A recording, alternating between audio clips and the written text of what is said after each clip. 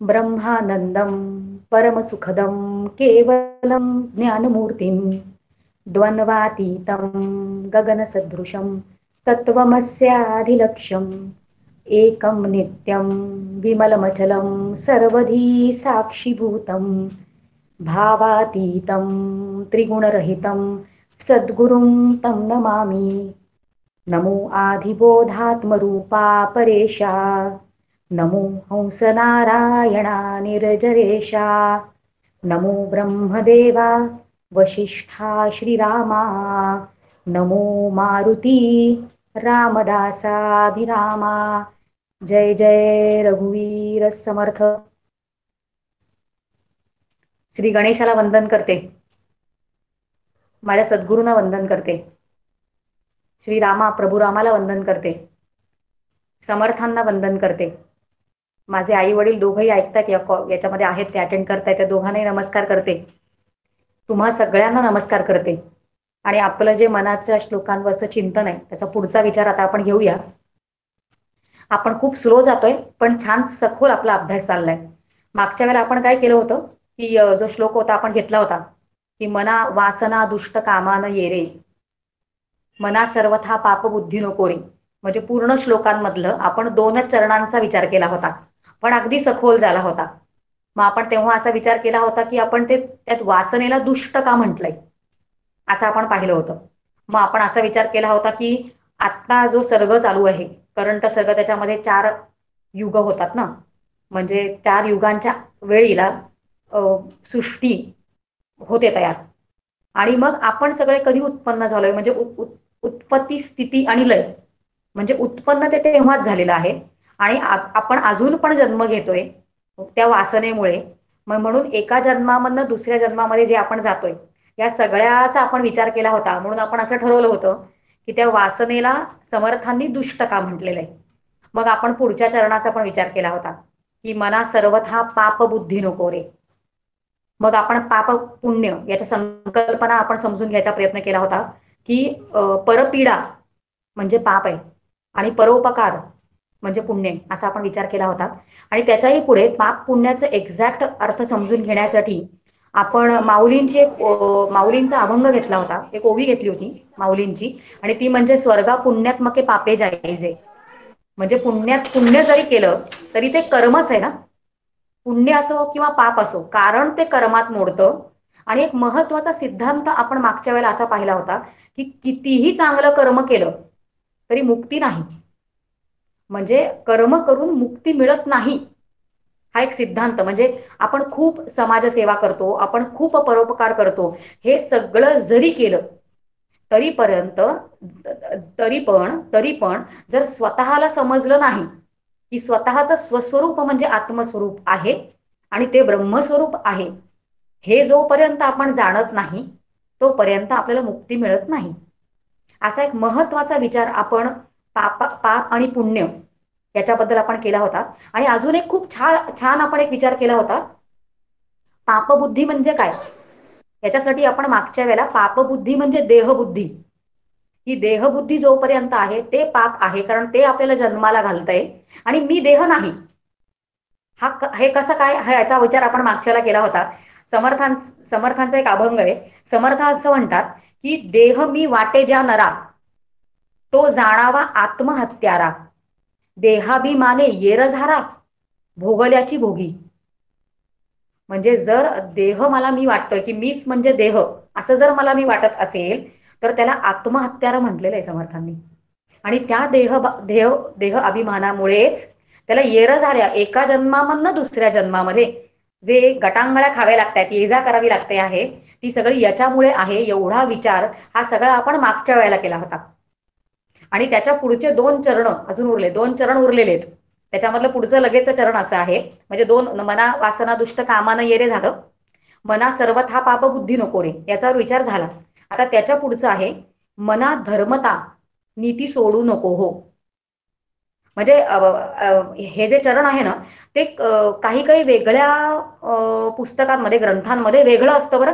म्हणजे काही लोकांना पाठ आहेत, मनाचे श्लोक पाठ आहेत, तिकडे बऱ्याच वेळा कुठेतरी मना सर्वथा नीती सोडू नको हो असा विचार आलाय।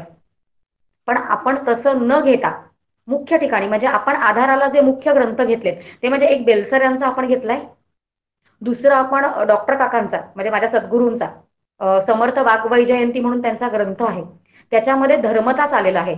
आणि अजून एक डॉक्टर प्राणी याचा उल्लेख मी अगदी सुरुवातीला जेव्हा आपण विचार केला होता की मनाच्या श्लोकांचा अभ्यास करण्यासाठी कुठले कुठले ग्रंथ आपण आधाराला घ्यायचे आहेत किंवा घेतले आहेत, तर ते म्हणजे डॉक्टर प्राणी. तर या तिघांमध्ये पण मना धर्मता नीती सोडू नको हो, म्हणजे धर्मता असा शब्द आलाय. म्हणून आपण इथे आज जे आपण चिंतन करणार आहोत आज, ते मना धर्मता हा हा शब्द धरून आपण चिंतन करणार आहोत. कारण सर्वथापेक्षा धर्मता एक तर ते आहे, धर्मताच आहे म्हणूनच या सगळ्या हे जे सगळे गुरुपदावरचे आहेत आणि त्यांनी धर्मता असा शब्द घेतलाय. आणि आपल्याला खूप काही शिकायला मिळणार आहे या एका शब्दामधनं, कारण त्या शब्दाला आपण व्यवस्थित समजत नाही. धर्मता म्हणजे समर्थांनी काय केले, एका ओळीमध्ये सांगून टाकलं. हा काय सांगितलं, मना धर्मता नीती सोडू नको हो. मग आपल्याला काही कळत नाही का त्याचा अर्थ? कळतो की. काय सांगतायत समर्थ, की तू धर्म सोडू नकोस. अरे मना, तू धर्म सोडू नकोस, तू नीती सोडू नकोस. मान्य, कळलं ना? मग आपण पुढे जातो लगेच. पण आपल्याला या दोन शब्दांचे अर्थ कळतायत का? आपला सगळा जो विचार आहे किंवा चिंतन आहे ते शब्दांना पकडून आहे. आणि त्या शब्दांचा गुढार्थ, फक्त वरवरचा अर्थ नाही, त्याचा गुढार्थ समजण्यासाठी कोणीतरी व्हॉल्यूम लो म्हणते, मी थोडा मोठा करायचा प्रयत्न करते. नाही, माझ्याकडनं फुल आहे, मी बोलणं चालू ठेवते. आपण धर्म या शब्दाबद्दल जाणून घ्यायचा प्रयत्न करतोय आणि मना धर्मता नीती सोडू नको हो असा विचार आपण करतोय. कारण काय आहे, धर्म हा शब्द जो आहे तो आपण वापरून वापरून गुळगुळीत करून टाकलेला आहे. आणि त्याही पुढं हे आपले राजनैतिक लोक आहेत, ते लोक धर्माला धरून तर इतकं काही लिहितात की आपल्याला तो म्हणजेच धर्म आहे असं वाटायला लागतं. पण धर्म हा खूप व्यापक शब्द आहे, खूप व्यापक आहे हा धर्म. म्हणजे आपण धर्म समजतो, आपण पटकन धर्म म्हटलं की आपण हिंदू धर्म किंवा मुसलमान धर्म किंवा ख्रिश्चन धर्म किंवा अजून काय आपल्याला जे माहिती आहे ते असं आपण समजतो की धर्म म्हणजे ते. पण धर्म म्हणजे ते नाही बरं का. धर्म हा शब्द असा व्यापक आहे, म्हणजे आता आपण मुसलमान धर्म किंवा आपण काय म्हटलंय हिंदू धर्म, आता हे सगळे मुळात धर्म नाहीच. ह्या सगळ्या गोष्टींना आपण संप्रदाय असं म्हणू शकतो. संप्रदाय आहेत ते फार फार तर. म्हणजे काय की समविचारांचे एकत्र लोक एक प्रकारची विचारसरणी आपण स्वीकारायची आणि त्याप्रमाणे आयुष्य जगायचं, त्याला संप्रदाय असं आपण म्हणूया. त्याला धर्म नाही म्हणता येणार. कारण अखिल सृष्टीसाठी किंवा सगळ्या मनुष्य जातीसाठी एकच धर्म आहे आणि त्या धर्माला सनातन वैदिक धर्म असं म्हणतात. आणि तो जो धर्म आहे तो आपल्याला या धर्माची व्याख्या शिकवणार आहे. कारण धर्म आपण जो विचार करतोय ना तो फार व्यापक आहे. म्हणजे हा म्हणजे धर्म, आपण व्याख्या मांडत चाललोय बरं का, सगळे व्याख्या मांडतोय आपण. मग हे म्हणजे धर्म, हे म्हणजे धर्म असं एका गोष्टीमध्ये सांगून धर्म समजत नाही आपल्याला. कारण वेगवेगळ्या स्तरांवर आपल्याला धर्म म्हणजे काय याचा विचार करावा लागतो. बघा, एक धर्म असू शकतो तो वैयक्तिक स्तरावरचा आहे. म्हणजे माझ्यासाठी धर्म काय, वैयक्तिक मी व्यक्ती म्हणून जेव्हा विचार करते आहे तेव्हा धर्म म्हणजे काय, एक वैयक्तिक स्तरावरचा आहे, एक सामाजिक स्तरावरचा आहे, एक अजून एक आध्यात्मिक स्तरावरचा असेल. आणि ते सगळे धर्मच असं नाही म्हणू शकत आपण की हे धर्म नाहीये. बघा, आपण एक एक स्तरांवर एक एक व्याख्या बघायचा प्रयत्न करणार आहोत आणि मग आपल्याला थोडंसं कळायला लागेल की धर्म म्हणजे काय. बघा, आपण सुरुवात केली होती की वैयक्तिक स्तरावर म्हणजे माझ्यासाठी धर्म काय. व्याख्या अशी आहे, अतिशय सुंदर, खरंच जमलं तर सगळं लिहून घ्या. आणि इतका प्रचंड आनंद मिळतो आपल्याला हा सगळा अभ्यास करताना. आणि हळूहळू हळू आपली वृत्ती किंवा आपण व्यापक होत जातो जसे जसे आपल्याला असे अर्थ कळायला लागतात. बघा, वैयक्तिक स्तरावरचा धर्म असं म्हणताय, त्याची व्याख्या अशी आहे, धृत्या दया धारयते स धर्म. हा म्हणजे वैयक्तिक स्तरावरचा धर्म. परत म्हणते मी, अवघड वाटतं पटकन पहिल्यांदा ऐकल्यानंतर, पण विचार केल्यानंतर कळतं की अरे हे आपल्याला माहिती आहे, हे आपल्याला माहिती आहे. पण आचरण तसं नसतं, गॅप्स असतात मोठ्या. आपल्याला जे माहिती असतं आणि जसं वागायचं असतं म्हणून अशा प्रकारची जेव्हा आपण चर्चा करतो किंवा चिंतन करतो तेव्हा आपण परत इंट्रॉस्पेक्ट करायला लागतो आणि मग ते गॅप्स फिल होऊन जातात आणि त्याप्रमाणे आपलं आचरण होतं. म्हणून आपण कायम योग्य ते ऐकावं की आपल्याला शास्त्र शिकवतं काय आहे. परत बघूया बरं का. धृत्या दया धारयते स धर्म. हा धृत्या म्हणजे बुद्धीने दया हा गुण धारण करणं याला धर्म असं म्हणतात. आता धृत्या म्हणजे बुद्धी, म्हणजे माहिती असेल आपल्याला धृती असं आपण म्हणतो की नाही. धृती, धृती म्हणजे काय.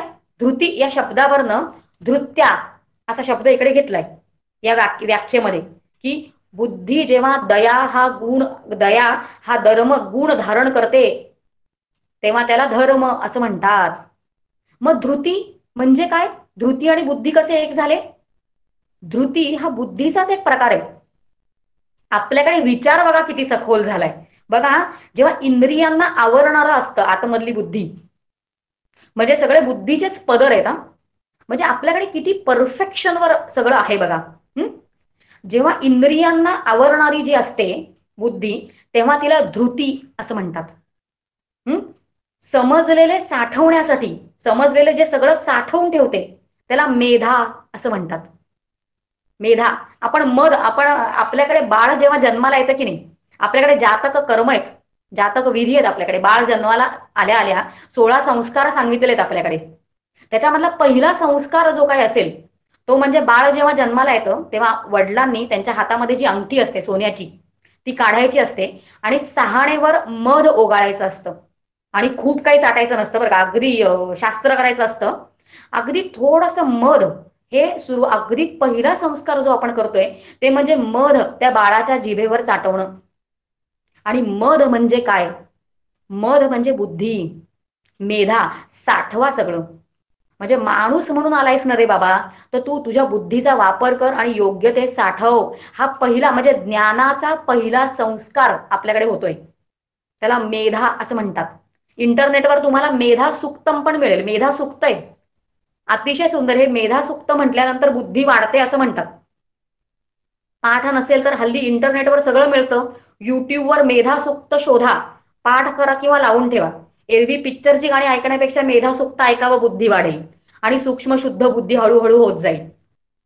आपण विचार केला की हे बुद्धीचे पदर कुठले आणि त्याच्यामधली ही धृती कुठली, त्याचा सगळा विचार चालू आहे बरं का आपला. म्हणजे धर्माची व्याख्या आपण बघितलेली आहे आणि त्याला धरून तिकडे धृती असा शब्द आलाय. कारण धृती दया हा गुण जेव्हा धारण करते म्हणजे बुद्धी. कुठली बुद्धी तर धृती, ती बुद्धी. मग धृती कुठली आहे तर ती इंद्रियांना आवरणारी जी बुद्धी आहे तिला धृती असं म्हणतात. समजलेलं साठवते तिला मेधा असं म्हणतात. आणि निश्चयात्मका काय असते, निश्चय करते ते आपल्याला माहितीच आहे. कारण मन बुद्धी चित्त अहम ह्या सगळ्या गोष्टींचा आपण विचार केला तेव्हा बुद्धी काय करते असं आपण म्हटलं होतं. बुद्धी निश्चयात्मका बुद्धी, निश्चय घेते ती बुद्धी. इंद्रियांना आवरणारी धृती, समजलेलं साठवते ती मेधा, निश्चय करते ती बुद्धी आणि इंद्रियांच्या अतीत जी असते ती प्रज्ञा. ही प्रज्ञा म्हणजे शुद्ध बुद्धी आहे. म्हणजे ते तत्व, ते ब्रह्मतत्व कळण्यासाठी बुद्धी गळून पडावी लागते. तिकडे बुद्धी पण कामाला येत नाही. कारण बुद्धी जी आहे ती पंचभूतात्मक आहे आणि जे पंचभौतिक आहे ते अशाश्वत आहे, ते सोडावं लागतं. आणि पण त्या तत्वापर्यंत जे आपल्याला घेऊन जातं ते समजण्यासाठी, ते तत्व समजण्यासाठी अगदी दरवाजापर्यंत जे घेऊन जाते जी बुद्धी तिला प्रज्ञा असं म्हणतात. मी हे सगळं का घेतलं, आपल्या संस्कृतीमध्ये किती सखोल विचार आहे ते समजण्यासाठी घेतलं. कारण धर्म कसा कळणार आपल्याला. धर्म हा वैयक्तिक स्तरावर आपल्याला काय शिकवते. मला अक्षरशः रडू आलं होतं जेव्हा मी ही व्याख्या पाहिली की धृत्या दया धारयतेचा धर्म. हा म्हणजे वैयक्तिक स्तरावर माझ्या मनात सगळ्यांबद्दल दया असणं, याला धर्म असं म्हणतात. मग मी धर्माचं पालन करते आहे का, मला सगळ्यांसाठी दया आहे का. बघा दया आणि उपकार करणं कोणावर तरी याच्यामध्ये फरक आहे. कारण सद्गुरूंची लक्षणं, सद्गुरू कसे असावेत, सद्गुरूंची लक्षणं सांगताना शास्त्राने उत्तर दिलंय. पॅरामीटर्स, सद्गुरू कसे ओळखावेत, किती सोपं काम केलंय आपल्यासाठी. सगळ्याची उत्तर आहेत आपल्याकडे. सद्गुरू कसे असावेत ते सांगताना शास्त्र असं म्हणतं की श्रोत्रिय, ब्रह्मनिष्ठ आणि दयाळू. तर प्रत्येक गोष्टीवर बोलायला लागलं तर खूप बोलावं लागेल, पण त्याच्यामध्ये दयाळू असं आलेलं आहे म्हणून आपण ते घेतलेलं आहे आता दया. कारण हा धर्म आपल्याला काय शिकवतोय की दया तुमच्याकडे हवी. आणि सद्गुरूंकडे कुठली दया असते मग? कारण सद्गुरूंच्या अंतरंगामध्ये जी स्थिती असते ती स्थिती आपल्याला पण मिळावी असं त्यांना वाटत असतं. कारण या गुणाला माझ्या अंतरंगामध्ये जे आहे ते तुझ्या अंतरंगामध्ये द्यावं, याला दया असं म्हणतात. मग माझ्या मनात ती दया आहे का? आणि मला सगळीकडे सृष्टीत सगळीकडे बघितल्यानंतर दया वाटली पाहिजे प्रत्येक गोष्टीवर, असं आपण शिकायचंय. समर्थ असं म्हणतात की काय सुंदर समर्थांचा अभंग आहे बघा. समर्थ म्हणतात, ओवी आहे, श्लोक आहे. समर्थ म्हणतात की दुसऱ्यांच्या दुःखे दुखावे. दुसऱ्यांचं दुःख बघितल्यानंतर दुःख वाटलं पाहिजे आपल्याला. बऱ्याच वेळा आपण निगरगट्ट झालेलो असतो, काही होत नाही आपल्याला. समर्थ म्हणतात की दुसऱ्यांच्या दुःखे दुखावे, दुसऱ्यांच्या सुखे सुखावे, अवघेची सुखी असावे ऐसी वासना. जर वासनाच कुठली ठेवायची असेल तर सगळ्यांनी सुखी असावं अशी वासना असणं म्हणजे अंतरंगामध्ये दया हा गुण असणं, आणि त्याला धर्म असं म्हणतंय आपलं शास्त्र. म्हणजे आता आपण काय पाहिलं तर धर्माची एक व्याख्या पाहिली, ती पण वैयक्तिक स्तरावर.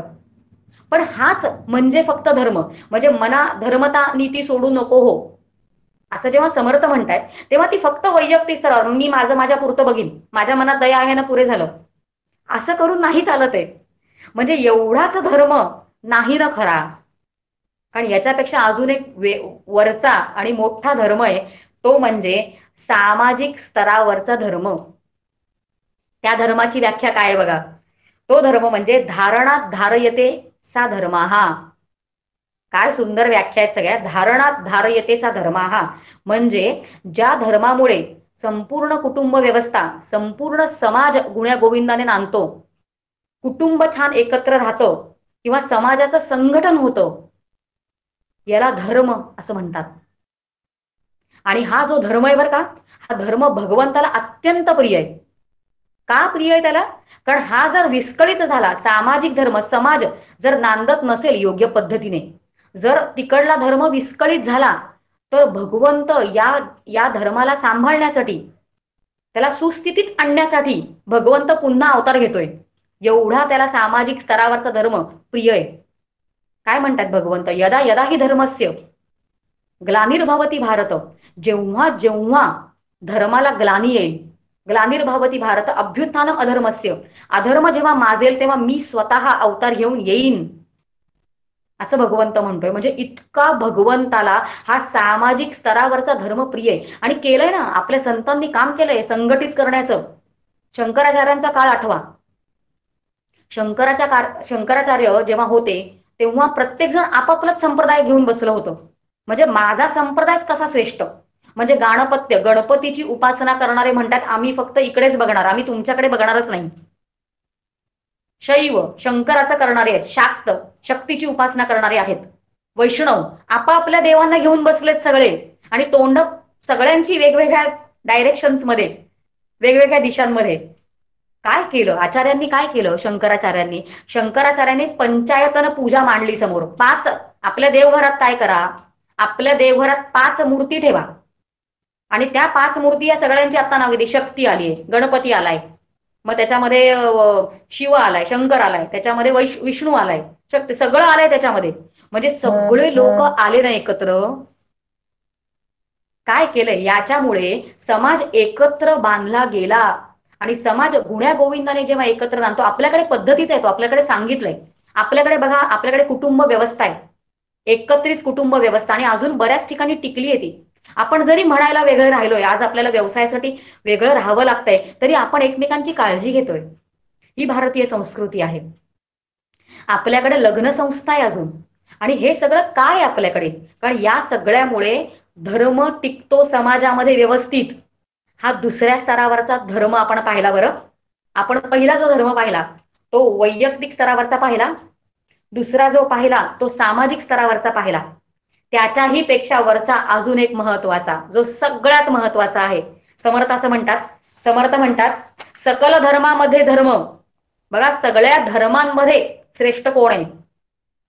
समर्थ म्हणतायत सकल धर्मामध्ये धर्म स्वरूपी राहणे हा स्वधर्म, हेची जाणीजे मुख्य वर्म साधू लक्षणाचे. मुख्य काय आहे? स्वरूपी राहणं. हा सगळ्यात मोठा धर्म आहे. म्हणजे आपला धर्म, आपण कोण आहोत हे जाणणं, आणि एकदा की ते जाणलं की त्यातच राहणं, स्वस्वरूपी राहणं, हा धर्म नव्हे का? आणि आपल्याला आपला देश बघा, आपल्याला स्वस्वरूपी राहणं, आपण जडभरतांचं बघू शकतो चरित्र. जडभरतांविषयी माहिती पाहिजे, माहिती असेल ज्यांनी ज्यांनी भागवत ऐकलंय, ज्यांना जडभरत माहिती आहेत त्यांना नक्की हे माहिती असेल की स्वरूपी राहणं, फक्तच स्वरूपी राहणं म्हणजे काय असतं. आता बरेच जण तुम्ही अमेरिकेत आहात, पण तुम्हाला माहिती असेल की आपल्या देशाचं नाव काय आहे. आपण इंडिया म्हणतो, पण आपल्या देशाचं नाव भारत आहे. आणि त्याच्या पाठी पण कारण आहेत. का भारत नाव, भारतवर्ष म्हणतो आपण त्याला, भारत का नाव आपलं, आपल्या देशाचं? आपल्याकडे 3 मोठे भरत होऊन गेलेले आहेत.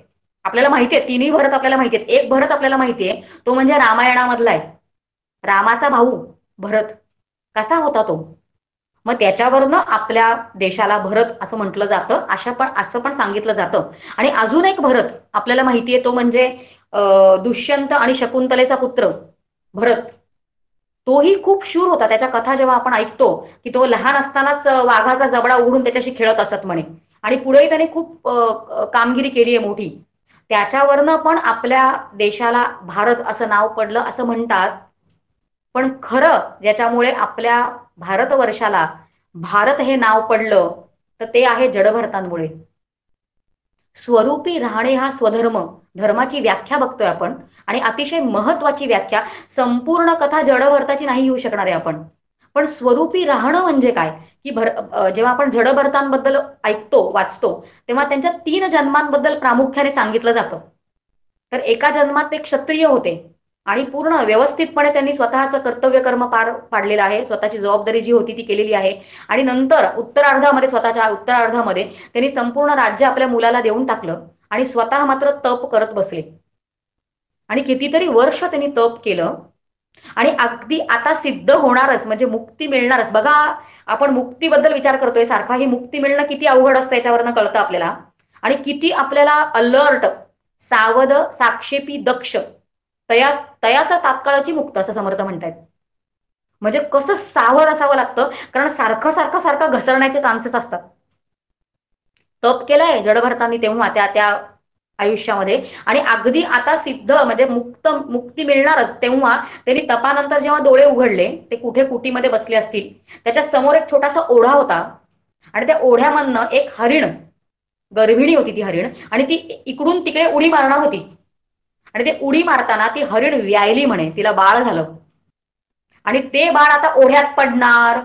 आणि नेमकं तेव्हा, म्हणजे उडी मारताना ती हरिणी व्यायली म्हणे, आणि ती हरणी गेली पुढे का ओढ्यामधनं गेली माहित नाही. आता ती कथा मला आठवत नाही व्यवस्थित, कारण आपण वेगळ्या मुद्द्यासाठी, वेगळा मुद्दा शिकण्यासाठी या कथेकडे बघतोय. की ती हरिणी नव्हती, आणि ते पिल्लू जे व्यायलेलं, नुकतं जन्माला आलेलं बाळ, ते जडभरतांना दिसलं. म्हणजे डोळे उघडले तपानंतर आणि त्यांना दिसलं ते छोटं बाळ पडलंय तिकडे हरणाचं. आणि मग मनामध्ये करुणा उत्पन्न होतेच आपली, खूप स्वाभाविक आहे ते उत्पन्न होणं. आणि मग त्यांनी काय केलं की त्यांनी ते हरिण आणून ठेवलं घरी, आणि मग ते छोटंसं होतं, मग त्याला थोडंसं कापसाने दूध भरवा वगैरे वगैरे वगैरे. आता काय झालं, वृत्ती संपूर्णपणे, म्हणजे मिळणार होती मुक्ती, पण अडकले. चांगलंच केलं त्यांनी, काय वाईट केलं नव्हतं, पण अडकली वृत्ती, त्यात अडकली. म्हणजे एका हरणामध्ये, छोट्याशा बाळामध्ये अडकल्यामुळे त्यांना मुक्तीला मुकावं लागले, त्यांना पुढे 2 जन्म घ्यावे लागलेत. आणि आपलं सगळ्यांचं काय होतं, सारखी सारखी वृत्तीची घसरण होते, आणि कशात कशात आपण सगळे अडकतोय ते आपण सगळ्यांनी स्वतःचा विचार करावा. आणि मग दिल्ली किती दूर आहे, म्हणजे मुक्ती किती दूर आहे, याचा सगळ्यांनी आपापला स्वतःचा इंट्रॉस्पेक्ट करून ठरवावं. पण जडभरतांबद्दल असं सांगितलं जातं की पुढच्या जन्मी हरणामध्ये त्यांचा जीव अडकला होता, म्हणून त्याचा पुढचा जन्म त्यांना हरणाचा घ्यावा लागला, म्हणजे हरणाचा मिळाला त्यांना.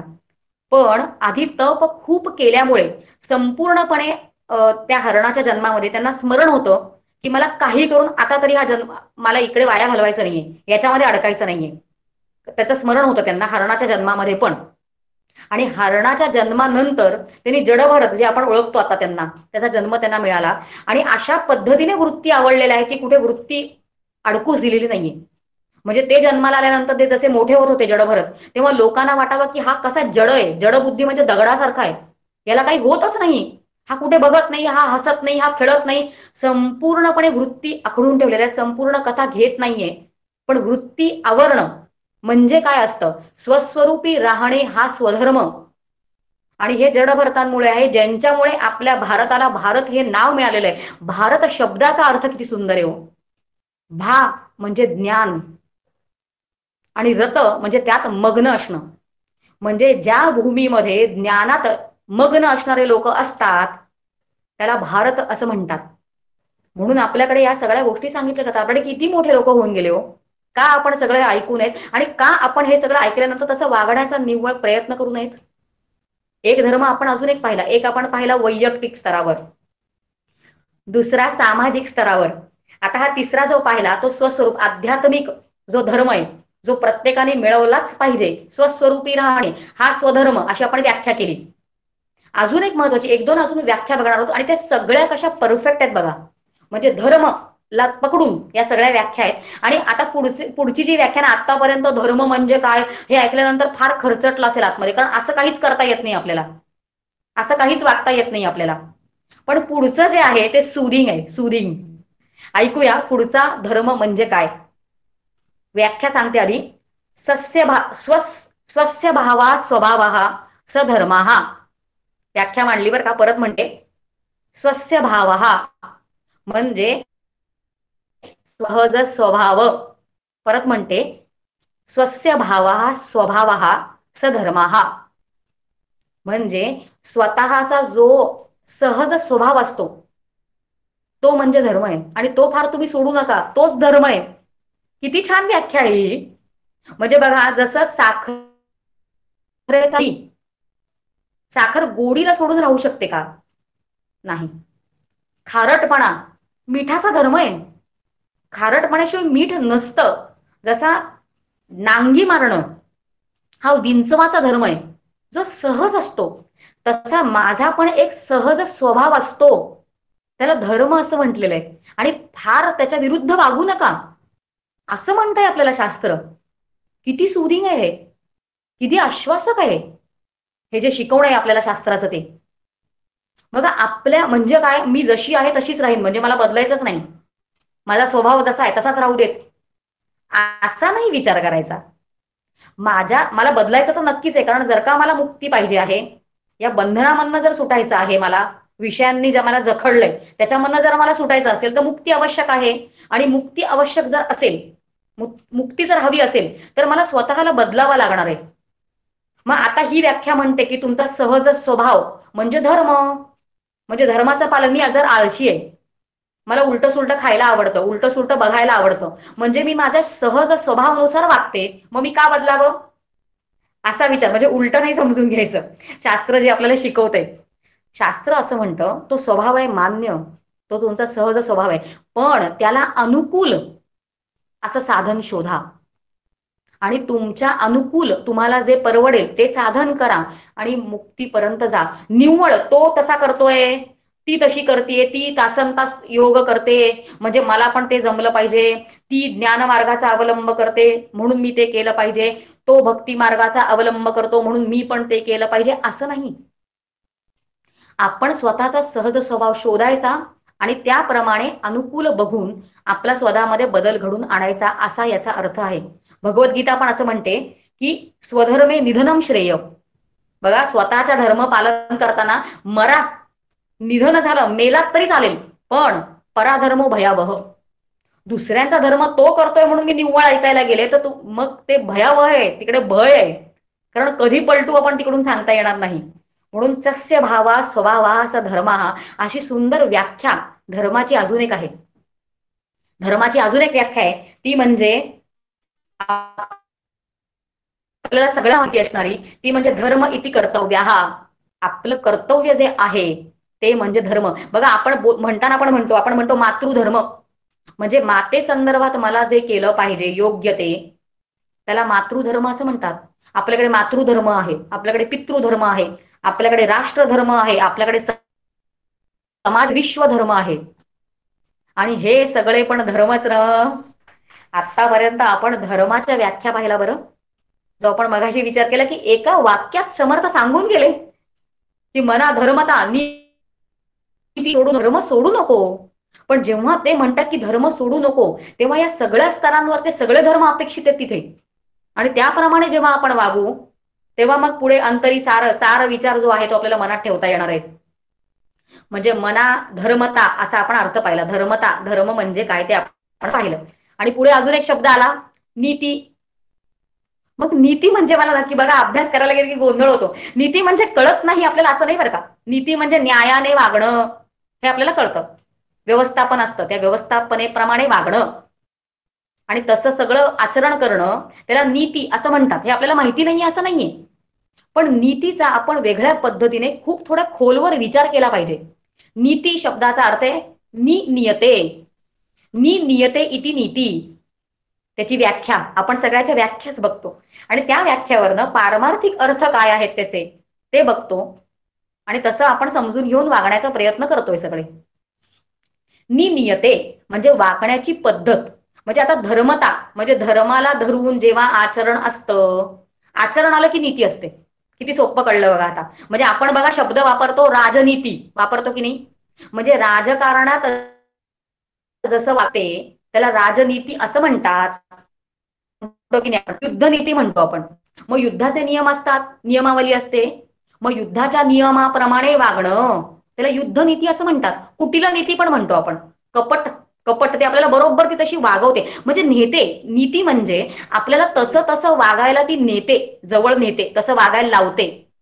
त्याला नीती असं म्हणतात. आणि आपण विचार करतोय तो धर्मनीतीचा. म्हणजे धर्माप्रमाणे जेव्हा आचरण, धर्म म्हणजे काय ते सगळं कळलं आपल्याला, व्याख्या सगळ्या पाहिल्या. पण त्याच्याप्रमाणे जेव्हा आपण वागतो, आपलं आचरण होतं, त्याला नीती असं म्हणतात. समर्थ किती स्मार्ट आहेत बघा. मना धर्म तुम्ही नुसतं सांभाळा असं नाही म्हटले, धर्माप्रमाणे वागा. म्हणजे हे संत कसे असतात बघा, ते बरोबर आपल्यामध्ये बदल घडवून आणतात. आणि नीती पण आपल्याकडे काय शिकवली हो नीती आपल्याकडे. आपण नीती कोणाकडे शिकतोय. आपल्याकडे विदुर नीती आहे, आपल्याकडे चाणक्य नीती. बघा चाणक्य जे होते, चाणक्यांनी चंद्रगुप्त मौर्यांना असं पाहिलं आणि त्यांच्यामधले क्वालिटीज ओळखले. बरोबर आपल्याला माहिती आहे हे सगळे, फार कथे अगदी डिटेल्समध्ये जात नाही. थोडासा वरचा विचार करूया आणि नीती कोणाकडनं शिकायची आपल्याला ते जाणून घ्यायचा प्रयत्न करूया आपण. चाणक्य जे होते त्यांनी चंद्रगुप्त मौर्यांचे क्वालिटीज ओळखले आणि त्यांना राजा केलं की नाही पुढे. म्हणजे चंद्रगुप्त मौर्य हे राजा झाले, एवढं मोठ्या राज्याचे राजा झाले. आणि राजा झाल्यानंतर त्याने ज्यांच्याकडनं आपण सगळं शिकलोय अशा आचार्यांना म्हणजे चाणक्यांना सांगितलं की तुम्ही माझ्या महलात येऊन राहा.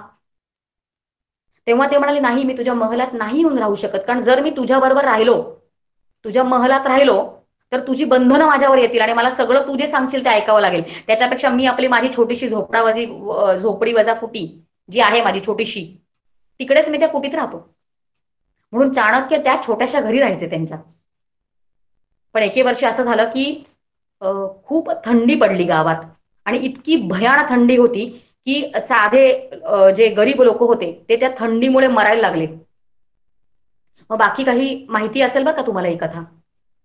बाकी काही लोक जे होते त्यांनी येऊन चाणक्यांना सांगितलं की तुम्ही राजांना विनंती का करत नाही की आमच्यासारखे जे साधे लोक आहेत, गरीब आहेत, त्यांना त्यांनी काहीतरी द्यावं, घोंगडी वगैरे काहीतरी द्यावं, म्हणजे थंडीपासून वाचू आम्ही.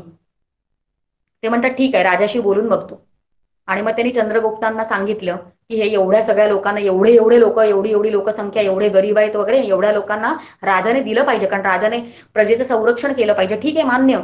चंद्रगुप्त मौर्यांनी काय केलं की त्यांची जी कुटी होती छोटीशी, त्या कुटीमध्ये सगळे ते काय कंबल वगैरे जे काय असतात ते सगळं पाठवलं, घोंगडी त्यांच्या याच्यामध्ये. आणि नंतर चाणक्य नंतर वाटणार असतील लोकांना.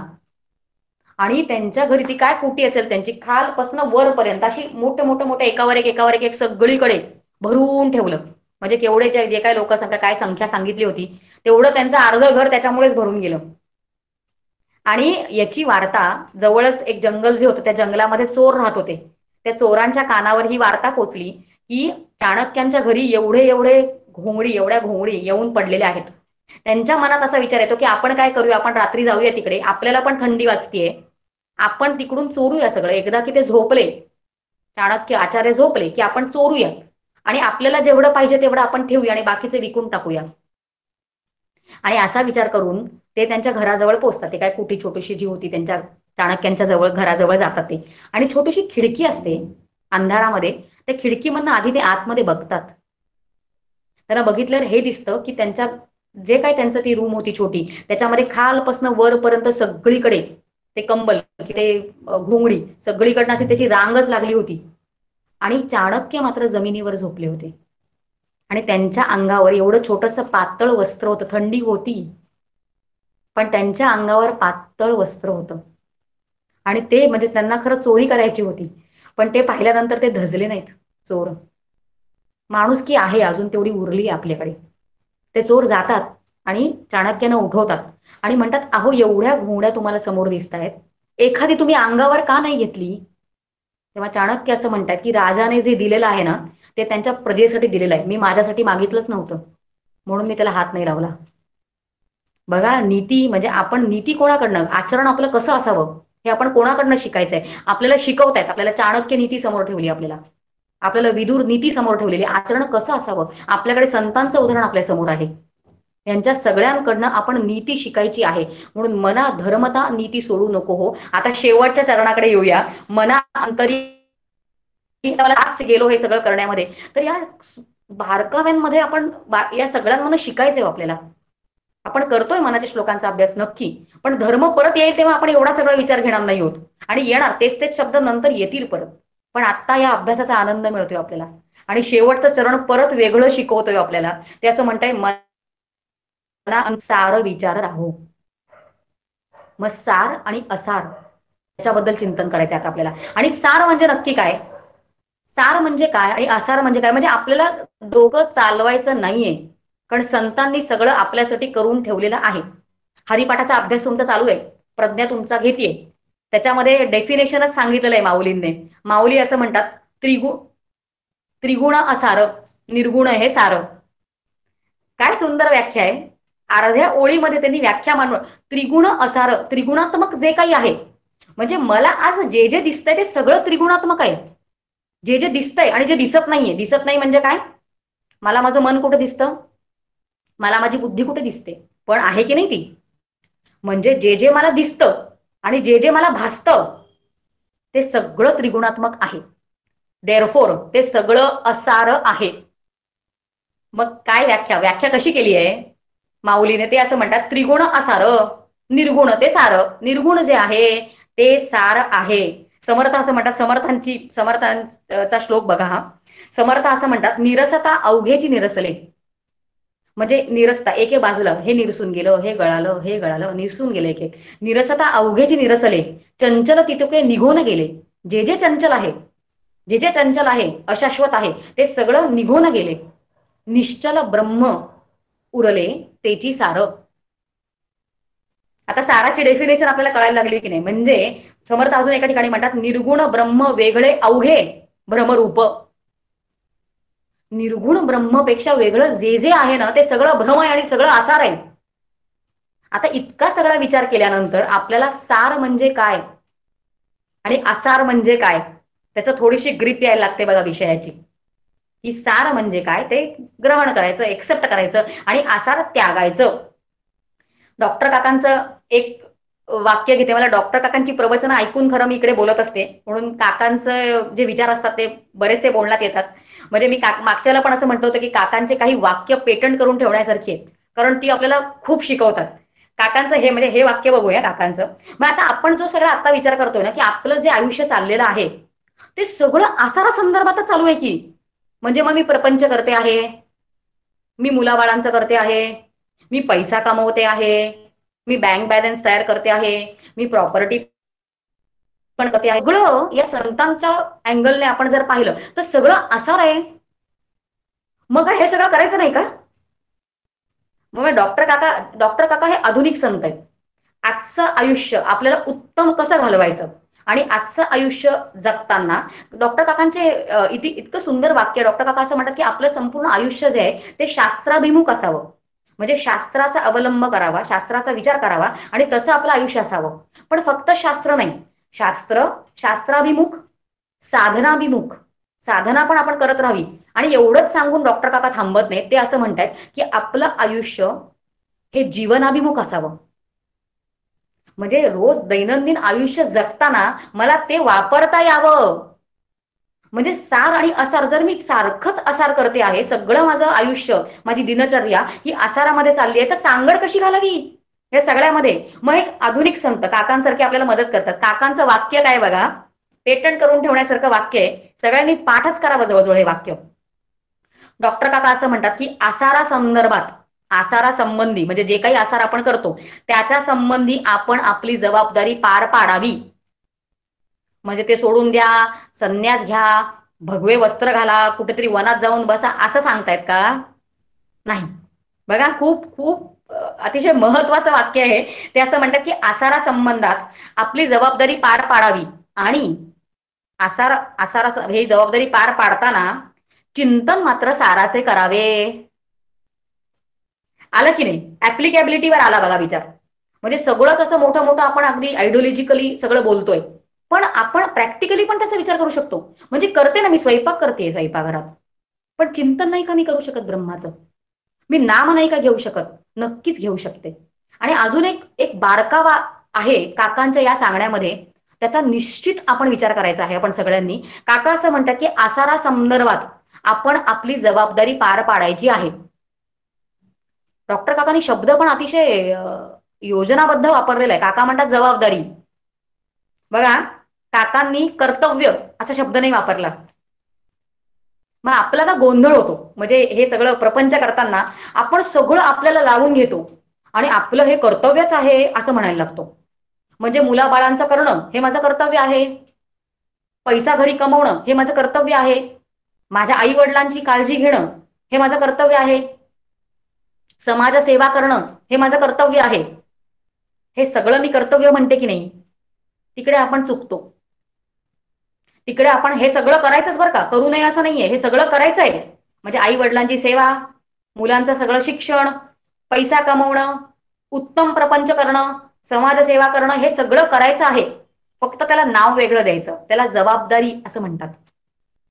आता काय फरक आहे बघा, हळूहळू आपल्या अंडरस्टँडिंग मध्ये कसा फरक पडतोय. जबाबदारी आणि कर्तव्य यामध्ये फरक काय मग? हे बघा, या आता आपण जो नवीन विचार केला की हे बाकी सगळं करणं त्याला जबाबदारी असं म्हणतात. आणि मग डॉक्टर काका असं समजवतात की मग कर्तव्य काय? कर्तव्य त्याला म्हणतात जे आपण फक्त आपणच आपल्यासाठी करू शकतो. बघा, म्हणजे फॉर एक्झाम्पल, उदाहरणार्थ, मी जर आजारी पडले, मला ताप आला आणि खूप ताप आला आणि माझं मुलीचं खूप प्रेम आहे माझ्यावर, माझ्या सासू सासऱ्यांचं माझ्यावर प्रेम आहे, माझ्या आई वडिलांचं माझ्यावर प्रेम आहे, या सगळे आहेत ना, माझेच आहेत ना सगळे. मग ते असं म्हणतील तू औषध घेऊ नको शमिका, तुला त्रास होईल, तुझ्या वेळी आम्ही औषधं घेतो. त्यांचं प्रेम आहे ना माझ्यावर. चालतं का? आजारी कोण पडलंय? आजारी जर मी पडले असेल तर औषध कोणी घ्यायचंय? औषध मीच घ्यायचंय. आणि जेव्हा मी आजारी असते, माझं मला औषध घ्यावं लागतं, तेव्हा त्याला माझं कर्तव्य असं म्हणतात. जर का मला भूक लागलीये तर माझ्यावर कोणीही वेगळं कितीही प्रेम करत असो, त्यांनी खाऊन माझं पोट भरणार नाहीये, माझं मलाच खाल्लं पाहिजे. त्याला कर्तव्य. माझ्यासाठी जे फक्त मी करू शकते त्याला कर्तव्य असं म्हणतात. बाकी सगळ्या गोष्टी, जर का मी मेले, थोड्या वर्षांनंतर मी मेले, तर माझ्या मुलीचं लग्न लागणार नाहीये का? हो, लागतो ना. आई वडील नसताना मुलांची लग्न होत नाहीत का? शिक्षण पूर्ण होत नाहीत का? मग ज्या गोष्टी माझ्याशिवाय होऊ शकतात त्या सगळ्या गोष्टींना जबाबदारी असं म्हणतात. आणि जी गोष्ट माझ्यासाठी फक्त मीच केली पाहिजे त्याला कर्तव्य असं म्हणतात. म्हणून सगळ्यात महत्वाचा धर्म, सार, हे जे स्वरूप जाणणं, माझं माझं काय स्वस्वरूप आहे हे जाणणं, हे आपलं परम कर्तव्य आहे. आणि हे कोणीही बाकीचं मला मदत करणार नाहीये. उलट आडच येतील, प्रतिबंध घालतील, ते मोहात टाकायचा प्रयत्न करतील, अडकवतील मला. याच्यामधनं मी सुटून माझं स्वस्वरूप जाणणं, सार काय आहे ते नक्की जाणणं, याला कर्तव्य असं म्हणतात. आपण मना अंतरी सार विचार राहावं, शेवटच्या चरणाचा विचार करत होतो. आणि हे सार जे आहे, सार काय आणि असार काय, हे असं सहज नाही कळणार आपल्याला. म्हणजे एकदा ऐकलं आणि केलं असं नसतं. आपल्याला हे सार काय आणि असार काय हे कळण्यासाठी किंवा ऍप्लाय करण्यासाठी आपल्या मनाला आपल्याला सतत ट्रेन करावं लागणार. सतत मनाला ट्रेनिंग द्यावं लागेल की आता हे आपल्या मनात किती युजलेस विचार येतात, काय काय चालू असतं आतमध्ये. मग तेव्हाच कळलं पाहिजे, अच्छा मी आता असाराचा विचार करते, मग मला साराचा विचार केला पाहिजे. आहे की नाही शक्य? आपण करू शकतो हे अप्लाय. आपण प्रपंचामध्ये पण जेव्हा आपण एखाद्या गोष्टीमध्ये इन्व्हेस्ट करतो तेव्हा आपण शाश्वत गोष्टीमध्ये इन्व्हेस्ट करतो की नाही, नक्की मला इकडून रिटर्न्स मिळतील, पैसे इन्व्हेस्ट करताना विचार करतो की नाही. मग जेव्हा परमार्थाचा मुख्य विचार करायचा आहे तेव्हा आपण शाश्वत गोष्टीचा विचार करायला नको का? आणि मग आपण जर असा विचार केला की सारखं सारखंच मी ब्रह्म आहे, मी ब्रह्म आहे, मी ब्रह्म आहे, असा विचार कसा करणार? नोकरी करताना, स्वयंपाक करताना, बाहेर मी भाजी आणायला जाते, काय काय गोष्टी करते मी, सारखं सारखं आत्मानुसंधानात राहणं अवघड आहे, मान्य. त्यासाठी सोपं करून ठेवलंय शास्त्राने की आत्मसंधान जर सारखं सारखं अवघड असेल तर नामानुसंधान ठेवा. नामाच्या संधानात अनुसंधानात आपण राहू शकतो की नाही, म्हणून सोपं केलंय. शास्त्र अवघड नाहीये बघायला गेलं तर. म्हणून सार विचार राहो. डॉक्टर काका खूप छान उदाहरण देतात. डॉक्टर काका असं म्हणतात की आपण जर आकाश पाहिला, आकाशाकडे पाहिलं आपण, तर आपल्याला निळा रंग दिसतो. मग निळा रंग हा रामकृष्णाचा पण आहे. म्हणजे आकाश दिसलं की रामकृष्ण आठवले पाहिजेत. जर मी धबधब्याखाली गेले तिकडे निसर्गामध्ये एन्जॉय करायला, तर धबधबा दिसला की पाणी दिसलं. आणि मग श्रुती असं म्हणते की यत सृष्ट्वा तदेवानु प्राविश्यत, म्हणजे त्यांनी सृष्टी निर्माण केली आणि तो त्यात प्रविष्ट झाला. म्हणजे जर धबधब्याखाली मी बसले आहे तर त्या धबधब्यामध्ये तो आहे, मी त्याच्यातच आहे. का मी असा सुंदर विचार करू नये? आणि असा सगळा विचार करणं त्याला सार विचार राहो असं म्हणतात. आणि आत्ता कुठे आपण तो श्लोक म्हणजे मना वासना दुष्ट कामा न ये रे, मना सर्वथा पाप बुद्धी नको रे. आणि काय घेतला होता तो पूर्ण श्लोक आता आपण पूर्ण केलेला आहे. मना वासना दुष्ट कामा न ये रे, मना सर्वथा पाप बुद्धी नको रे, मना धर्मता नीती सोडू नको हो, मना अंतरी सार विचार राहो. आता आपला हा श्लोक झाला पूर्ण. आणि आता आपण पुढच्या श्लोकाकडे जाऊया, कारण आपली 15 मिनिटं आशुतोष दादाने वाढवून दिलेली आहेत. म्हणजे असं बघितलं तर आता जवळजवळ 20-25 मिनिटं अजून आपल्याकडे आहेत. आणि बहुतेक आपण सगळे कंटाळलेलो नाही होत. कारण काय होतं, 1 तासापर्यंत आपलं मेंटल आपण व्यवस्थित पकडून ठेवू शकतो आणि नंतर नंतर हळूहळू ऐकायची क्षमता कमी होते. पण अजून एक जर मला जमलं तर एक महत्वाचा सिद्धांत आपणच घ्यायचा प्रयत्न करणार आहोत पुढच्या श्लोकामध्ये. तिथपर्यंत पोहोचतोय का बघूया. मी कमिट करत नाही, कारण कमिट केलेलं माझ्याकडनं होत नाही पूर्ण. पण आपण छान आनंदाने अभ्यास करूया. पुढचा श्लोक आधी म्हणते. आणि आता काय झालंय ना, आपली बुद्धी थोडीशी ट्रेन झाली आहे या सगळे विचार ऐकून ऐकून. पुढचा श्लोक म्हणते. श्लोक असा आहे, मना पाप संकल्प सोडून द्यावा, मना सत्य संकल्प जीवी धरावा, मना कल्पनाते नको विषयांची, विकारे घडे हो जनी सर्व चिची. म्हणजे हा आता श्लोक वाचला की नाही की आपल्याला, मी आता जे म्हटलं की आपली बुद्धी ट्रेन झाली असा विचार करायची. म्हणजे जेव्हा आपण सत्य संकल्प, मना सत्य संकल्प धरून, म्हणजे वन लाईनर मध्ये आपण काय बघतोय आधी अर्थ, वन लाईनर अर्थ बघूया हा. की मनाने काय करायचंय, तर पाप संकल्प सोडून द्यायचाय आणि सत्य संकल्पाला धरायचंय. विषयांची मनात कल्पना पण आणायची नाहीये. आणि जर आपण विषयांमध्ये अडकलो, या विकारांमध्ये अडकलो, तर मनुष्याची जगामध्ये चितू होते. लोक आपली चितू करतात. वन लाईनर अर्थ संपला, श्लोक संपला खरं म्हणजे सांगून. आणि आता आपल्याला बऱ्यापैकी कळतं पण आहे.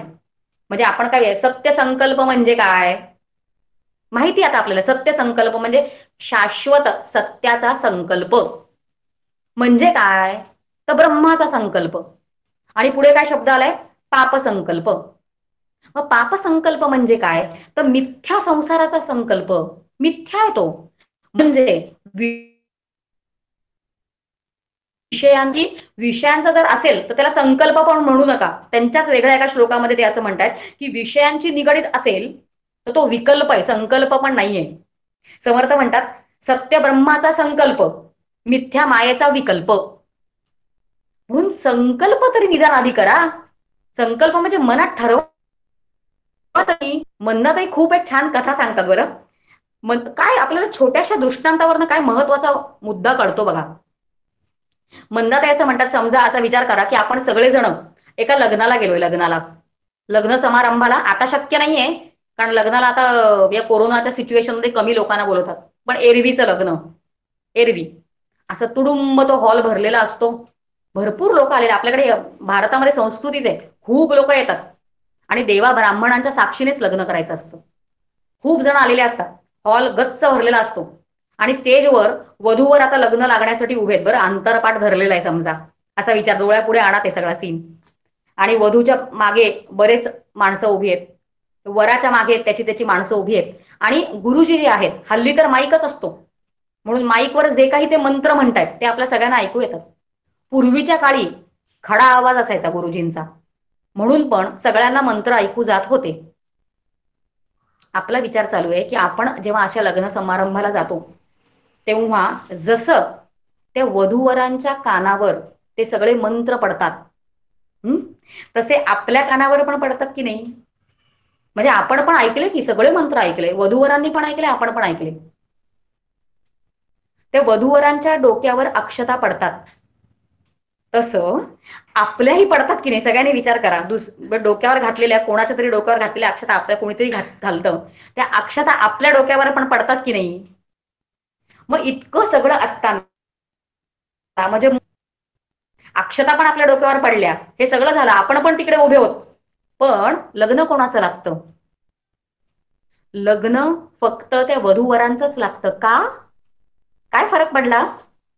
फरक पडला कारण त्या दोघांनी तिकडे संकल्प केला होता की आता आम्ही लग्नाला उभे आहोत. सगळा फरक त्या संकल्पामुळे पडला. म्हणून शास्त्र आपल्या मंदातही शिकवतं, किती सुंदर उदाहरण आहे. म्हणून शास्त्र म्हणतं की आधी संकल्प तरी करा, सच्चा संकल्प करा, कारण संकल्प केल्याशिवाय होणार नाही, पुढे कामच होणार नाही. आणि आपण आपलं मात्र काय असतं, आपण वेगवेगळे संकल्प करत बसतो वेगवेगळ्या गोष्टींना पकडून. समर्थ असं म्हणतात एका ठिकाणी की सांडूनी राम आनंद घन, जर का त्याला सोडून त्या आनंद घन, तो आनंद घनदाट घन भरलाय आनंदाने, आणि त्याला सांडूनी राम आनंद घन, ज्याचे मनी विषय चिंतन. विषयांमध्ये सुख वाटतं. आपण खूप एक महत्वाचा मुद्दा घेणार आहोत आज, नाही झाला तो मुद्दा तर मी बहुतेक घेणार नाही, कारण पळून उपयोग नाहीये. एक महत्वाचा मुद्दा, एक सिद्धांत आपण शिकायचा प्रयत्न करतोय या श्लोकामधनं. समर्थ म्हणतायत की सांडूनी राम आनंद घन, ज्याचे मनी विषय चिंतन, त्यासी कैसे समाधान लोलंगतासी. त्याला समाधान काय मिळणार त्या लोलंगताला? म्हणजे जो लोळतोय फक्त विषयामध्ये, त्याला समाधान काय कळणार आहे? समर्थ पुढे म्हणतायत, विषयजनित जे सुख बघा, सगळ्यांना आय ओपनर आहे आणि कसे संत आपल्याला शिकवतात बघा. विषयजनित जे सुख तेथेची होते परम दुःख. सगळं सुख माझं या विषयांवर अवलंबून असतं. आणि समर्थ म्हणतात की विषयामुळे जे सुख मिळतंय, असं वाटतंय आपल्याला की विषयामुळे सुख मिळालं, तेथेची होते परम दुःख. पूर्वी गोड अंती शोक नेमस्त आहे. म्हणजे पूर्वी गोड वाटतं ते विषयाचं चिंतन, एखादी गोष्ट आवडते, खायला आवडतं, एखादी व्यक्ती आवडते, एखादं स्थळ आवडतं, ते सगळं आधी छान वाटत असतं, पण तोच विषय अंती दुःखाला कारण होतो. आणि नेमस्त, नेमस्त म्हणजे सत्य, आणि संत जे बोलतात ते अगदी योग्य असतं, त्याच्यामध्ये दोषच नसतात. आणि प्रत्येकाने बघा, आपण सगळ्यांनी जे करतोय, आपण सगळ्यांचा संकल्प जो चाललाय, तो विषयांबद्दल चाललाय की त्या रामाबद्दल चाललाय? हे प्राचार्य होते, प्राचार्य रामतीर्थ. आपल्या बऱ्याच जणांना माहिती असेल, रामतीर्थांबद्दल आपण बऱ्याच जणांनी वाचलं असेल. रामतीर्थ गणितज्ञ होते आणि त्याने उत्तम नोकरी करत होते. ते प्राचार्य होते एका कॉलेजमध्ये आणि त्यांना वेदांताचा अभ्यास, शास्त्राचा अभ्यास, साधना, या सगळ्या गोष्टींसाठी असं त्यांनी ठरवलं. म्हणजे त्यांची रिटायरमेंटला अजून खूप वेळ होता. म्हणजे उत्तम नोकरी, अगदी योग्य उमेदीच्या काळी असे नोकरी आपण म्हणतो, तशी नोकरी चालू असताना, चांगला पगार चालू असताना त्यांनी असं ठरवलं की आता आपण रिटायरमेंट घ्यायची. आणि मग सगळ्यांना नवलच वाटतं, बाप रे, यांच्यासारखे हुशार एवढ्या लवकर रिटायरमेंट घेणार. आणि मग त्यांच्यासाठी एक छोटेखानी कार्यक्रम ठेवला, नाही का ठेवतात सगळ्यांसाठी रिटायरमेंटच्या वेळेला, एक सेरिमनी ठेवतात ना, सेंड ऑफ सेरिमनी वगैरे. आणि मग सगळे प्राचार्य कॉलेजमधले वेगवेगळ्या विषयांचे, आणि आता प्राचार्य असल्यामुळे सगळ्यांना बोलता येते, कारण शिकवण्याचाच त्यांचा व्यवसाय आहे, त्यांना बोलता येते प्रत्येकाला. आणि एक एक जण प्रत्येकाशी प्रेमाने वागत असत रामतीर्थ, त्याच्यामुळे प्रत्येकाला काहीतरी बोलावं त्यांच्याबद्दल असं वाटत होतं. म्हणून त्या कार्यक्रमामध्ये एक एक जण उठले आणि सगळेजण रामतीर्थांबद्दल बोलले, चांगलं बोलले सगळे. आणि सगळ्यांच्या बोलण्यामध्ये एक प्रकारचं कॉमन त्यांचं हे होतं, सांगणं होतं. सगळे जणांचं असं म्हणणं होतं की त्यांचा त्याग खूपच मोठा आहे हो. म्हणजे आता एवढा नोकरीचा त्याग करतायत ते वेदांताच्या अभ्यासासाठी, साधनेसाठी, किती मोठा त्याग आहे त्यांचा. असं प्रत्येकाच्या सांगण्यामधनं हे कॉमन नोटिंग होतं की त्यांचा त्याग खूप मोठा आहे. आता झालं सगळ्यांचं बोलणं झाल्यानंतर रामतीर्थ पण वोट ऑफ थँक्स द्यायला उठणार की नाही शेवटी मनोगत मांडण्यासाठी. म्हणून मनोगत मांडण्यासाठी जेव्हा प्राचार्य रामतीर्थ उठले तेव्हा त्यांनी सगळ्यांचं ऐकलं होतं आणि त्यांनी काय म्हणावं, इतकं सुंदर बघा आपल्याला शिकणं याच्यामधनं. ते असं म्हणाले की तुम्ही सगळ्यांनी इकडून तिकडून मला हेच सांगायचा प्रयत्न केला की माझा त्याग खूप मोठा आहे. मला तुम्हाला सांगावं असं वाटतंय की अहो माझ्या त्यागापेक्षा तुमचा त्याग मोठा आहे. कसं माहितीये, कारण मी काय करतोय, मी रामासाठी नोकरी सोडतोय. तुम्ही नोकरीसाठी राम सोडला, त्याग कोणाचा मोठा. बघा आपण कशामध्ये इन्व्हेस्ट करतो आणि आपला संकल्प कुठला असतो, हे सगळे श्लोक शिकताना आपल्याला इन्व्हेस्टमेंट कशामध्ये करायची आहे हे सगळं आपल्याला शिकवते. म्हणजे ते करू नये असं नाही. समर्थ म्हणतात की कारण कारण हा जो संकल्प असतो, संकल्प आपण जेव्हा करतो तो तारक असतो, तो आपल्याला वाचवतो. आणि विकल्प जो असतो तो मारक असतो. समर्थांचा श्लोक बघा किती छान आहे. समर्थ असं म्हणतात, शुद्ध कल्पनेचे रूप तेची जे कल्पी स्वरूप.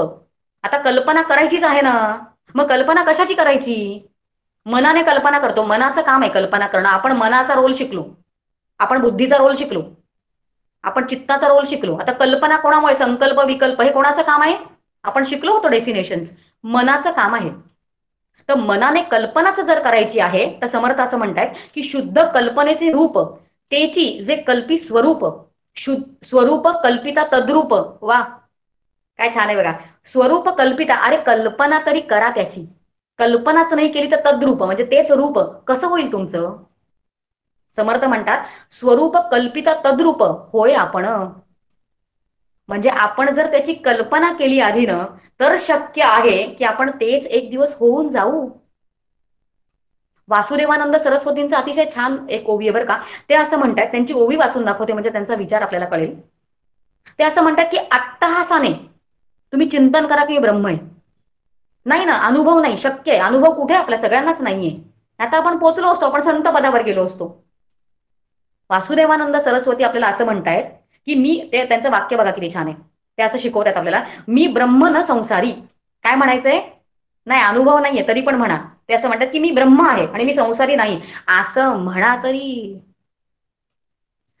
त्यांचं वाचून दाखवते, मी ब्रह्म न संसारी जे चिंती जे अंतरी, हे चिंतन न घडे तरी वाक्य उच्चारी हे नित्य. चिंतन पण करत नसाल तुम्ही, मान्य ठीक आहे, ब्रह्म म्हणजे काय, मी ब्रह्म आहे का, चिंतन करत नसाल पण वाक्य तरी उच्चारा.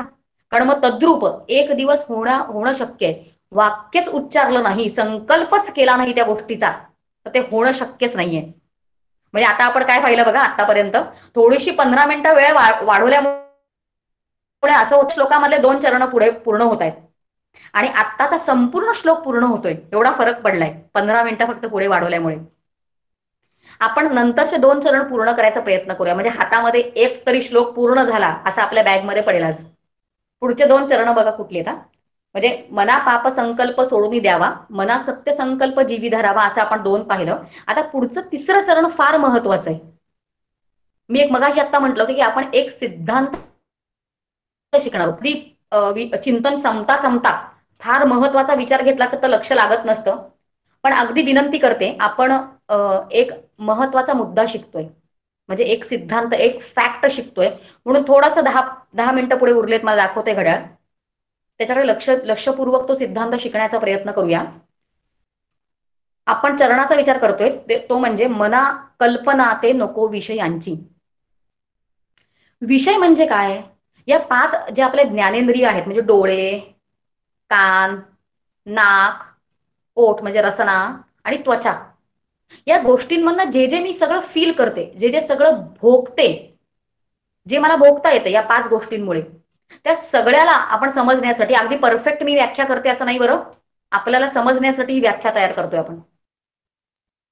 या सगळ्या गोष्टींमधनं जे मी भोगायचा प्रयत्न करते त्याला विषय असं म्हणतात. म्हणजे डोळ्याचा रूप हा विषय आहे. मला रूप दिसतं पटकन, समोर काय चाललंय, काय काय आहे सगळं दिसतं, हे सगळे विषय आहेत. म्हणजे मग चांगलं ऐकणं, म्हणजे डोळ्यामधनं चांगलं बघणं, प्रेक्षणीय स्थळ, सौंदर्य, शिल्प, चित्र, हे सगळं बघते की नाही मी डोळ्यामधनं, हे सगळे विषय. आता शब्द, चांगला शब्द ऐकणं, हे सगळं आवडतं ना मला, हे सगळे विषय. म्हणजे शब्द, स्पर्श, रस, रूप, गंध, हे ते इंद्रियांचे विषय आहेत. आणि या विषयांमध्ये मी अडकते आणि हे मला अडकवतातच. आणि समर्थ काय म्हणतात की मना कल्पना ते नको विषयांची, की विषयांची कल्पनाच करू नकोस. कारण आपल्याला काय वाटतं माहितीये का, बघा आपल्या प्रत्येकाचं एक आपण सिद्धांत सुरू करतोय बरं का आता समजायला. आपल्याला प्रत्येकाला असं वाटतं की मला सुख विषयांमुळे मिळतं. जे काही विषय आपल्या प्रत्येकाला जे जे आवडतं ते विषय समोर आणा. म्हणजे प्रत्येक गोष्टच खरं म्हणजे विषय आहे, पण फार इझिली मन कशामध्ये अडकतं ती गोष्ट समोर आणा. म्हणजे एखादी व्यक्ती समजा आपल्याला आवडते, एखादं स्थळ आवडतं, एखादी गोष्ट खायला आवडते, एखादी साडी आवडते, काय आवडतं, जे काही आपल्याला आवडतं, आपल्याला काय वाटतं की तो विषय, ती गोष्ट आपल्याला सुख देते. बरोबर, आपल्या सगळ्यांना असं वाटतं की नाही. आता सिद्धांत बघा काय आहे. शास्त्र असं म्हणतं की विषय सुख देऊच शकत नाहीत. कसं? मग आपण प्रूव्ह केलं पाहिजे की नाही, हे शास्त्र प्रूव्ह करतं आपल्याला. कसं? बघा आता उदाहरणार्थ समजा माझ्यासाठी विषय आहे चहा. मला चहा आवडतो. मग सकाळी उठल्या उठल्या मला चहाचं स्मरण होतं आणि ते मला घ्यावंच लागतं, कारण ते घेतल्याशिवाय मला सुख मिळत नाही. मी दुपारी आराम करते थोड्या वेळ, लवकर उठते म्हणून, आणि मग उठल्या उठल्या मला आधी चहा आठवतो, कारण चहा हा माझ्यासाठी विषय आहे. मग काय होतं, मी चहा बनवते आणि मग मी चहा पिते आणि पहिला घोट घेतल्या घेतल्या मला आनंद मिळतो.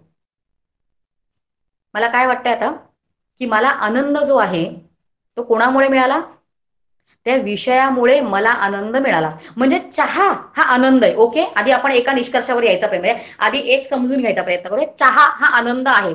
समजा समजा चहा हा आनंद आहे माझ्यासाठी. ओके, मग मी दुसरा कप चहा प्यायला पाहिजे ना, मला आवडतच आहे ते. मग दुसरा कप मला तेवढाच आनंद देतो का? मग तिसरा कप, चौथा कप, 10वा कप, 10वा कप जेव्हा मी चहाचा पिते, जर मी असं म्हणतेय, जर मी एक एक ओळ विधान केलेलं आहे की चहा मला आनंद देतो, चहा हा आनंद आहे माझ्यासाठी, मग 10वा कप चहाचा मला आनंद देतो का? शक्यच नाहीये चहाने आनंद देणं. एखादी वस्तू मला ती आवडते, एखादी वस्तू मला खूप आवडते, मी अगदी जेव्हा रात्री झोपते तेव्हा त्या वस्तूचा त्याग करते. झोपताना मला ती नको असते. मला एखादं वस्त्र आवडते, खूप दागिने आवडतात समजा मला, पण रात्री झोपताना नाही ना, मलमलच काहीतरी घालावं असं वाटतं साधं, ते दागिने नको वाटतात रात्री मला. मग जर ते सुख देणारं असेल, मग ते अशा एका विशिष्ट वेळेनंतर ते मला सुख का देत नाही? याचा अर्थ असा की त्या वस्तूमध्ये आनंद नसतोच, आत असतो, जो मला त्या वस्तूमध्ये मिळाला असा वाटतो. मग आनंद मिळाला म्हणजे काय झालं? आपण शास्त्रीय दृष्टीने विचार करतोय बरं याचा. काय होतं जेव्हा मी चहा केला, मी चहा हे उदाहरण घेते आहे, जेव्हा आपण चहाचा कप घेतला आणि मी जेव्हा पहिल्या चहाचा घोट घेतला तेव्हा काय होतं बघा. कारण तोपर्यंत आतमधनं वृत्ती उठलीये की चहा हवा, चहा प्यायचा आहे. वृत्ती उठलेली आहे, मनोवृत्ती म्हणा, चित्तवृत्ती, चित्ताने पकडून ठेवले. आपण सगळ्यांचे रोल्स पाहिलेले आहेत. मग जेव्हा मी चहाचा पहिला घोट घेते तेव्हा आतमधल्या सगळ्या वृत्ती त्या एका क्षणासाठी पूर्ण लयाला गेलेल्या असतात. त्या एका सेकंदासाठी आतमधनं एकही वृत्ती निघाली नसते, कारण मी तिकडे शांत झालेली आहे. मला जे हवंय ते तिथे मिळून गेलेलं आहे. म्हणजे काय माहितीये का, वृत्तीचं न उठल्यामुळे, चंचलताच नसल्यामुळे त्या एका सेकंदासाठी मी आतमध्ये आत्माकार झालेली आहे. आणि आत्म्याचं लक्षण आपल्याला माहिती आहे, आपण आत्म्याचं लक्षण सत चित आनंद असं म्हणतो. म्हणजे आनंद मला आतमध्ये मिळाला कारण माझ्या सगळ्या वृत्तींचा लय झाला आणि मी आत्माकार झाले. आणि आत्माकार म्हणजे आनंद, तो अर्ध्या सेकंदाचा आनंद, फक्त एवढंच मला व्यवहारामध्ये जेव्हा मी ते सगळं करते तेव्हा मला असं वाटतं की मला चहामुळे आनंद मिळाला, पण आतमधनं वृत्ती शांत झाल्यामुळे मला आनंद मिळालेला असतो. एक खूप महत्वाचा सिद्धांत आहे बरं. म्हणून तुम्ही सगळ्या गोष्टी नाही लावून बघा, जी जी गोष्ट आवडते त्याला. आतमधनं शांत झालो, बाहेर विषय आहेत पण ते सुख देऊ शकत नाहीत. म्हणून समर्थ इकडे म्हणतात की मना कल्पना ते नको विषयांची. काय करताय ते विषय घेऊन? कारण ते विषय तुम्हाला अंती दुःखच देणार आहेत. त्याची कल्पना पण करू नका की ते तुम्हाला विषय सुख देतील. आणि पुढे असं म्हणतायत की विकारे घडे हो जनी सर्व चीची. म्हणजे ह्या विकारांमध्ये, या विषयांमुळे जे काही विकार उत्पन्न होतात त्याच्यामध्ये जर आपण अडकलो तर आपली छितू होईल. म्हणून तुम्ही त्याच्यामध्ये अडकू नका. असा आपण एवढा विचार घेऊन आता इकडे थांबतोय आणि आपण पुढचा श्लोक पण संपूर्णपणे संपवलेला आहे. मी आत्तापुरतं इकडेच थांबते. जय जय रघुवीर समर्थ.